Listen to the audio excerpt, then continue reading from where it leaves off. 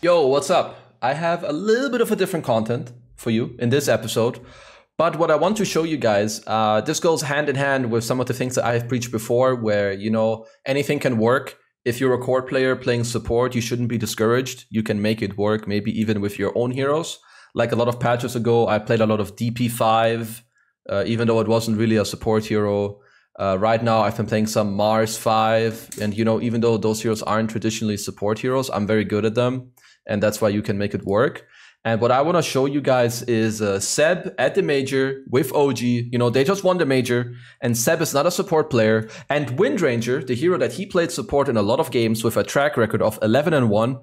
This hero is not a support hero. Everyone thinks this hero is trash. Nobody thinks it's a good support until they went like 11-1. They won the major. And what I want to show you guys is just the understanding of you can make anything work as long as you understand it yourself, okay? Other people don't have to get it, you do. You need to understand it, and then you can make it work. So we're gonna look at this little Windranger by KheZu, and I'm gonna try to tell you in a few different ways why it could actually work and why no one else has ever done it.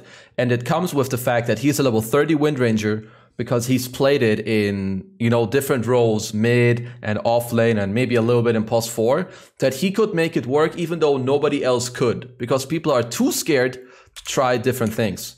And let me just show you how many times he played Windranger. 1, 2, 3, 4, 5, 6, 7. Like 7 out of the 10 games of their last 10 games, he played Windranger.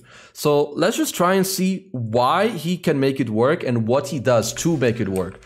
So first of all, I think Windranger is the type of hero where all your spells are pretty good level 1, right? Like Shackle Shot, 2-second stun, Power Shot, 150 damage, and Wind Run obviously is a good spell, right? You have full evasion. So here he lanes against Silencer, so he just goes Wind Run to try and trade. So the hero can trade pretty well, whether you're in the off lane or on the safe lane, right? You can trade quite a bit. He has a lot of regen with the tangles and the salve and so on. Then I think your level 2 skill point just really depends on the lane. I think in some matchups you can go Shackle into Power Shot. Another thing to notice that mana cost on these spells is very low, right? Like here, he's gonna try to click them as much as he can, and then he just uses Wind Run to like keep trading when they try to hit him back. So now he gets level 2, Shackle. And I think, I don't want to talk too much about the laning stuff, but it's important to note that good players, and when you understand your hero, you know how to play it to the limit. And that allows a lot of good plays to happen. So here they do some trading with Shackle, but let's look at the next play coming up, okay? He sees them here. I think that TSM probably want to pull right now. They want to like unblock the camp. So they're waiting, and he's hitting them 1v2 while his Mars is busy fighting, right? But he knows that he can run in here without dying. He has Wind Run in 3 seconds, he has a Tango running, and he has sticks. He's high-fiving them because he already knows he can turn. The Arcane Curse runs out. Now his Mars gets to run over and he instantly turns. Boom. Shackle Shot onto the Wraith King. Now he gets Spear W'd and he dies. He salves up during the Wind Run, and they get a first blood for the Mars. And this is not because he did some crazy shit, but this is because he played well. He baited the enemies because they don't really understand his hero, but he does. He knows he can man up, and it just feels good. So here, this is more about playing your hero to the limit just because you understand it. So nothing too crazy. They pull, he does some stuff. He's gonna contest the rune. Okay, so this is mainly about the laning stuff right now, right? But I'm gonna show you later what you want to do with Windranger and why. Because the hero is not really the type of support or a hero on its own that does stuff being alone, right? Like here, they go on him, he uses Wind Run. He doesn't end up dying again. He like forced all their spells on him, forced the Silencer to chase him for super long. Windrunner is the type of hero with Shackle. You set up a spell and then you have follow-up damage, right? This hero is very good at combining itself with other players. Like with your mid hero, for instance. You have a mid DK, Blink Stun, Shackle, Power Shot, boom. Storm Spirit, he zips in, he vortexes. Like all these heroes want is follow-up damage. So here he goes mid, he refills the guy's bottle, he's playing around the Storm, he's just kind of looking. Storm gang, so he gets to take some experience. Then we move on, you know, he's just chilling. You know, he does his aggressive stuff in the lane. Now he rewards himself a bit. Now he's chilling.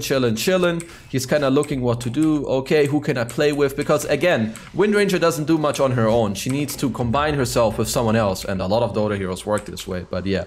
So here he's gonna stack, gonna try to enable some other people. He gets to take the mid lane again. So right now, you know, nothing too crazy is really happening. But soon you're gonna see here, he smokes with his mid hero, with his Storm, and now just see, he's 1-3-1.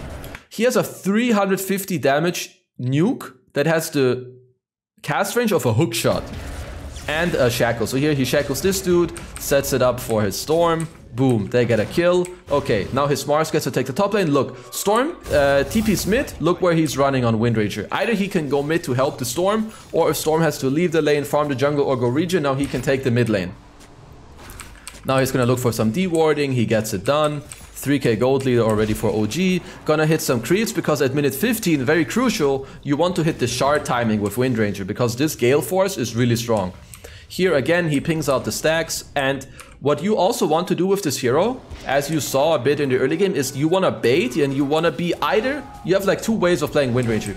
You either A, you combine yourself with a core hero that has a lot of damage that you set up for, and that you follow up on with the power shot, or you are very annoying and you push out side lanes, which is what you're gonna see later. So here, they force the global off of the silencer, and now see what this does.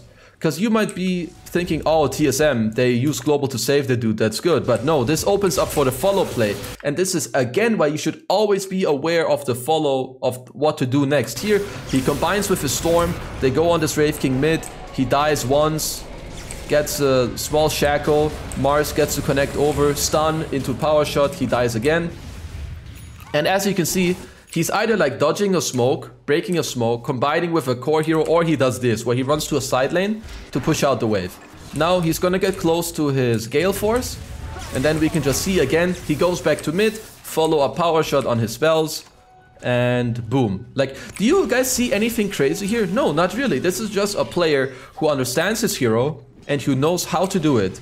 Therefore, what I'm trying to preach to you guys is anything can work. Guys, he played Monkey King 5, okay? And he can make it work. So if you're a player that is a level 30 Pango and you have to play support, maybe you should play Pangolier. If you're a Phoenix player and you have to play offlane, maybe you should play offlane Phoenix. You know, stuff like this is kind of what I'm preaching, because all of these heroes, they can work so well. Like carry Necrophos is really good right now, or even carry Dragon Knight. You know, if you're an offlane player, you have to play carry heroes. You can just play an offlane hero in the safe lane. Here again, he combines himself, boom. And this all just has to do with understanding your hero and being focused on, you know, like being focused on your game, really. That's all. So I want to show you guys another quick game of the same, you know, him just playing Wind Ranger and why it can work and why we should be open to what other people are doing, and just again showcase a little more why it does work. Because you can make anything work as long as you understand it and as long as people are okay with you doing it and people aren't shutting you down too much, okay? So here it's another game at the major, KheZu playing Wind Ranger against Tundra. I want to showcase the lane just a little bit once again, and then the first like 5 to 15 minutes, because it just kind of gives you the overview as to why no one else did this and why he can do it and why it works. So the reason why no one else did it is because probably nobody else knows or no one else plays this much Wind Ranger, and because everyone's like, oh, Wind Ranger is a trash hero, you know? So here again, he has tangles and fighting items with a Fairy Fire against the Lich. Windrun again, level 1, nothing too crazy. So what he's gonna try to do is again hit the enemies as much as possible. Like, it doesn't matter what hero you're playing. If you're playing techies with 30 damage, when you get to hit them 5 times, that is still 150 damage, okay? So what I'm saying is every right click matters and every little bit of being annoying matters. He has a salve, he salves his Razor so that his Razor is full HP here. He gets level 2. Again, we have Windrun into Shackle. And again, you can see that he's going to play on the side, try to be annoying, block some camps, take all the harass away from his Razor so that the Lich is more focused to go on him. Here again, they're going to do some stuff. There is a mistake that happens where the Razor dies later, but it's fine. So like, again, nothing too crazy, right? We send some more regen. We're trading with the dude. And then eventually, no, you know. Yep, we have some trading here. He was a little late on the shackle. Skeeter was very fast on the stuff, but it's all okay. We have more region coming. Fine. We can skip ahead a little bit.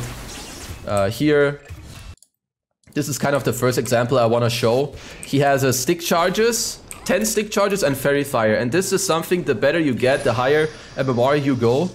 It's very important that you understand how to bait. And this is again why it can come in so strongly for you to understand how to use your hero. Because here he's baiting them with stick charges, with the fairy fire, and they go on him all the way. Because not only does this get the Jugger killed, but it also gives his Razor, his teammate, a kill to like enable himself and get more gold. And then we're just gonna look again. He does the thing bottom, he TPs mid, he refills the bottle, he camps the rune. Now his mid guy has a coil, so maybe he can play with him. He's like, oh, okay, we can't get a kill there. So he goes bottom, tries to get a turn kill. So again, we have him kind of going bottom right here, try to make a counter play. Doesn't quite work out this time. But here again, they overcommit on him because again, maybe they don't quite know his hero, but he gets to stay alive, he gets to shackle, use windrun, they get a counter kill onto the Doom, great. So now he has Tranquil Boots, and now let's see what he does next. Kind of chilling, you know, baiting, polling, maybe getting himself some more gold. He's checking again if he can go somewhere. Whenever he can connect to a play, he can just TP shackle or TP power shot.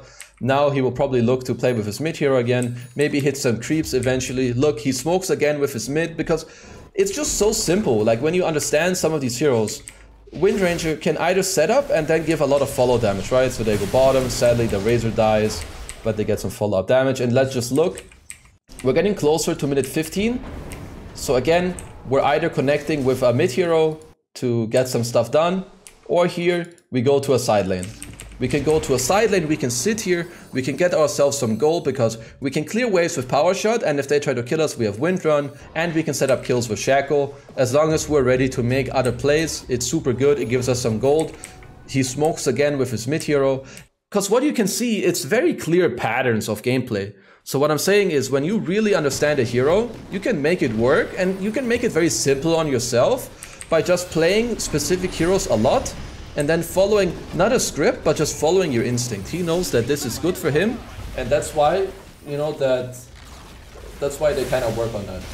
Because now again, you know, they do some stuff on the side lane, he gets some gold, then he connects to his teammates. Now he has his Gale Force, and now he can continue to play with his team.